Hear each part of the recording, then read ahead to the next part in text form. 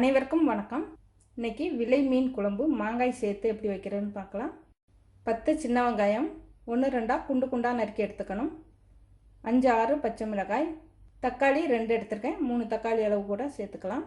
மாங்காய் பாதி அளவு எடுத்துருக்கேன். எவ்வளோ வேணுமோ அவ்வளோ சேர்த்துக்கலாம். ஒரு பெரிய எலுமிச்சங்காய் அளவு புளி, 1/2 டம்ளர் அளவு தண்ணி சேர்த்து புளியை ஊற வச்சு எடுத்துக்கலாம்.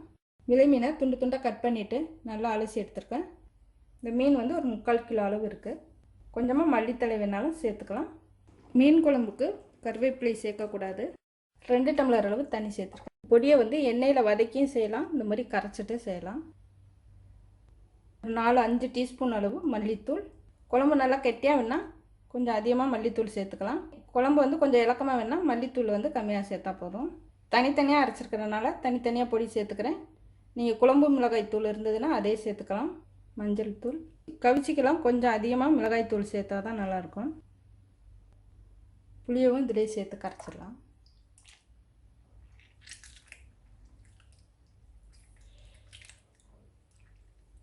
கரைச்சிட்டு இந்த புளி நாரெல்லாம் பிழிஞ்சு எடுத்துடலாம்.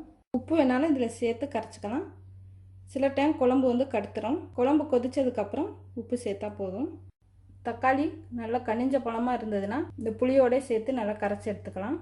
கொஞ்சம் கல் மாதிரி இருந்ததுன்னா நம்ம வதக்கி எடுக்கிறது தான் நல்லது. இப்போ குழம்பு கூட்டி விட ஒரு பாத்திரம் வச்சுட்டு ஒரு மண் சட்டி வச்சுட்டு கொஞ்சம் உண்டான நல்லெண்ணெய் சேர்த்துக்கலாம். எண்ணெய் காஞ்சதும் வெந்தயம், சோம்பு நல்லா பொரிஞ்சதும் பச்சை மிளகாய்,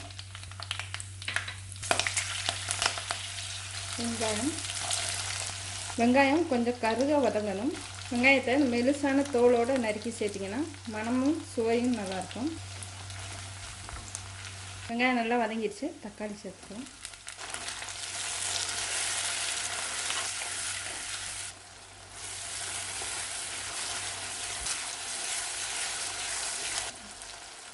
தக்காளி நல்லா வதங்கிடுச்சு. இந்த புளி கரைசலை சேர்த்துடலாம்.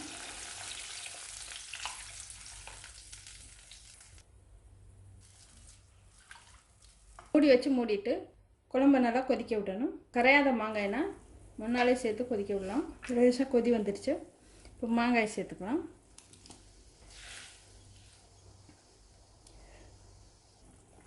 தேவையான அளவு உப்பு,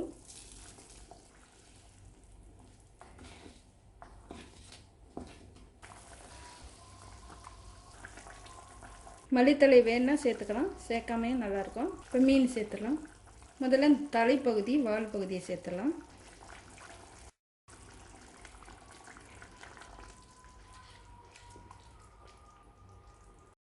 இப்போ எல்லா மீனையும் சேர்த்துடலாம்.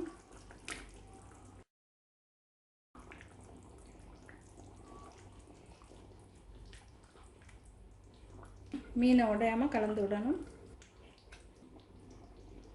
ஒரு கொதி கொதித்ததும் அடுப்பு ஆஃப் பண்ணிடலாம்.